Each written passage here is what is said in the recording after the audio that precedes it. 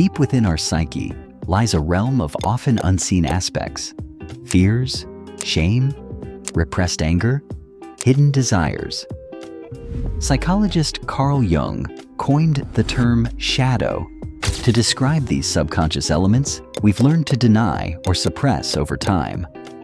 Shadow work is the practice of shining a light on these so-called darker parts of ourselves. Instead of ignoring or rejecting them, we observe and integrate them. A key component of this personal shadow is the inner child, a vulnerable yet creative force that carries the emotional imprint of our early years. When we open a dialogue with our inner child, we begin to uncover and heal deep-seated patterns that may still shape our reactions and self-perception as adults. Below, we explore why shadow work matters and share 3 methods you can use to connect with your inner child for lasting emotional relief and a renewed sense of wholeness. Why confront the shadow? If we keep neglecting the hidden facets of our being, anger, jealousy, fear, inferiority, they continue to influence us beneath the surface. This can trigger inexplicable anxiety, sabotage our relationships, or stifle our creativity. Shadow work involves bravely examining these dark corners, not to condemn them, but to understand and transform them. Central to this is our inner child, the tender part of us that absorbed much of its worldview in our early years. This child can re-emerge in adult life whenever we feel threatened, misunderstood, or hurt, leading us to respond with childlike defensiveness or oversensitivity. Essentially, it's a plea from our inner child to be acknowledged and loved. Number 1, dialogue via writing or visualization. Create a conscious conversation between your adult self and the child within. This can be done through journaling or a guided mental visualization. How to do it? Letter to your child. Find a quiet space with paper and pen. Begin with, "Dear inner child," and allow the words to flow. Express that you're ready to listen and offer love. Guided visualization. Close your eyes and imagine a peaceful, natural setting. Visualize yourself at a young age, maybe 5, 7, or 10, standing in that landscape. Gently approach and ask how they're feeling, what they might need. Affirm your support and reassurance. Why it works. This exercise connects your conscious adult mindset with the emotional landscape of your younger self.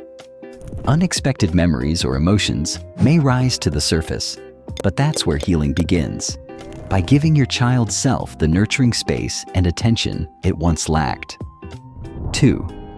Reparenting old memories.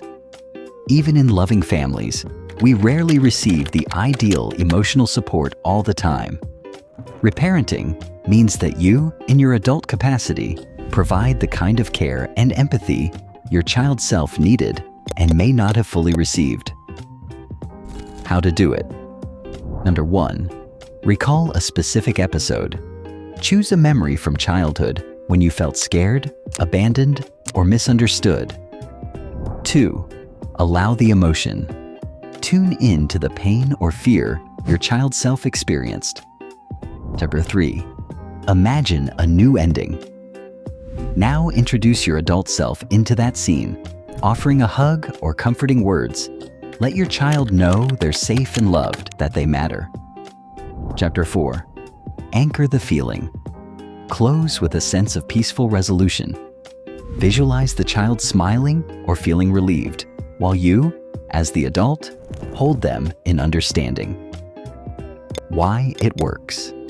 This method rewires the emotional response tied to a painful incident. Gradually, your mind accepts this nurturing scenario as a new baseline. Releasing stuck emotions gives you freedom to respond in healthier ways when triggered in the present. Chapter 3, creative expression, art, dance, music.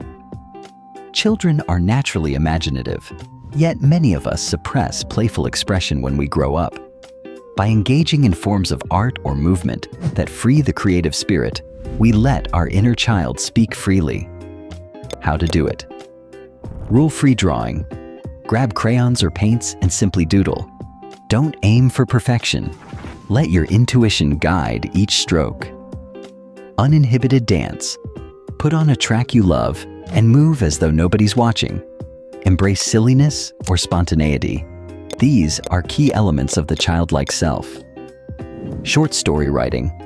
Pen a mini story, real or fantasy, where your inner child's voice can come out, unfiltered by adult logic. Why it works. Art bypasses the critical, logical mind. While creating, your unspoken feelings come to the surface in symbolic or playful ways. As a result, you nurture a sense of wonder and spontaneity, essential qualities for a balanced, healed inner child. Why this process matters. Our child self never disappears. It simply goes quiet or hides. When we ignore that child's voice, we might exhibit unexplained anger or sadness, sabotage in our relationships, an obsessive need for external approval. Conversely, when we consciously reparent and care for our inner child, we experience renewed joy, creativity, and a deeper zest for life. Old wounds gradually lose their